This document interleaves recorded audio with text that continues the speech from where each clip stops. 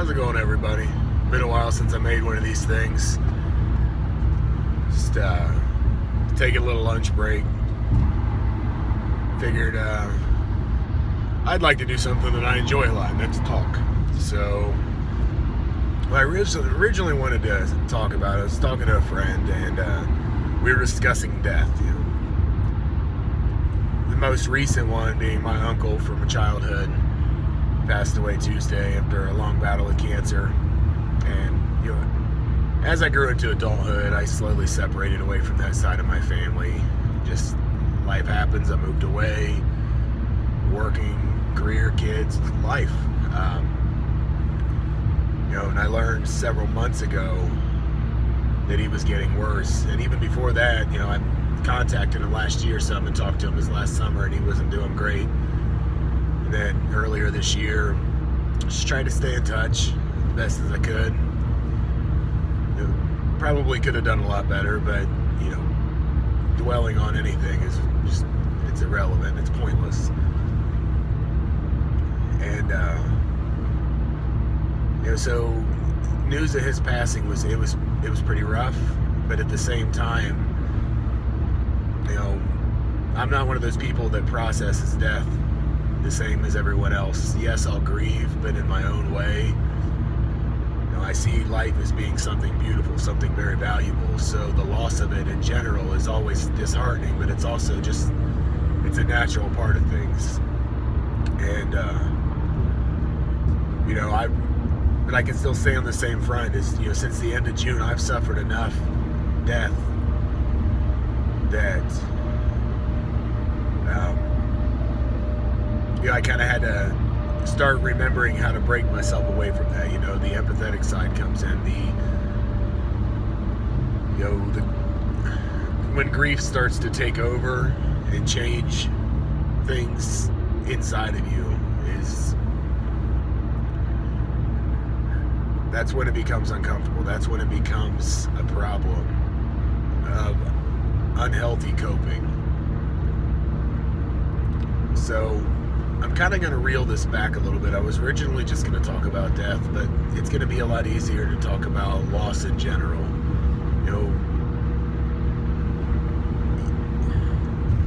How we handle things under points of anxiety and under stress and under pressure, it ranges for different person, for different scenario. Some people can deal well under pressure when it comes to their work environments or personal environments. Not everyone does well with both. I've always been a fantastic person under pressure at work. I thrive under pressure. Things start getting bad, I pick up the pace and I make things happen. When it comes to my personal life, not so much. I'm usually a panicker. I don't deal well with change, and I will let my anxiety rule my choices, decisions, and alter who I am as a person. So that's unfortunately something I have to deal with, and that I've really been putting a lot of effort in, because that it slips into the other aspects of your life. It slips into the things that you do daily. It slips into your relationships, your work, and when the people around you see a change, or when they notice that your behavior's different, they want to help, but that's not always the best way to do that. You could be there for someone without fostering poor behavior. And this isn't just a self-reflection thing. This is more of a matter of, like I said, speaking with friends lately, it's a matter of finding better ways to handle things and just understanding that things always work out. Yes, bad things pop up. Panicking is not the way to handle them. Acting irrationally or acting too swiftly is not the way to handle them. If you're ever in a situation to where you don't know what to do, don't do anything at all. Wait. It'll come to you. Things will pan out. Lean on the people that are close to you and actually listen. Don't be an asshole. But it doesn't mean you have to follow someone else's words verbatim.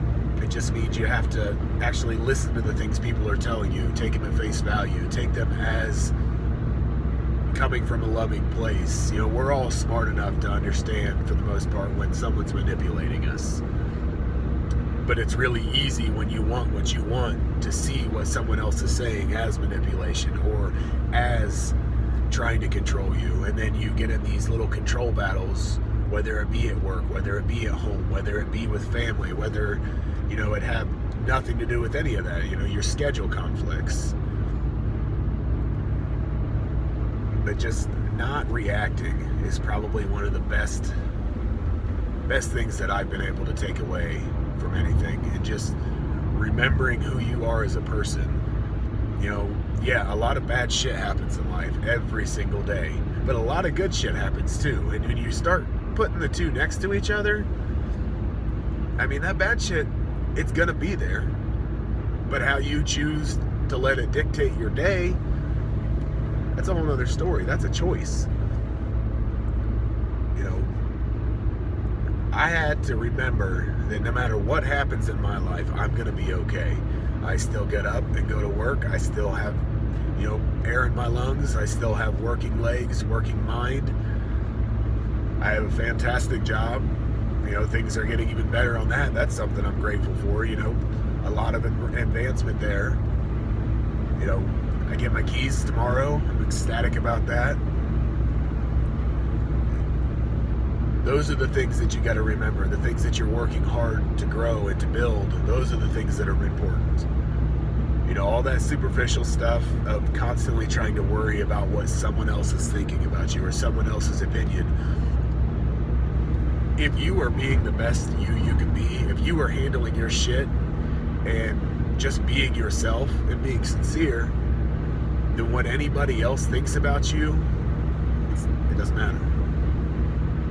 If they think something poorly of you and you're doing what you're supposed to be doing, then that's on them. That's not on you. That's a reflection of them. The problem is we get so worked up when we care about people or when we look up to people or we expect people to get our backs when it's really not their responsibility.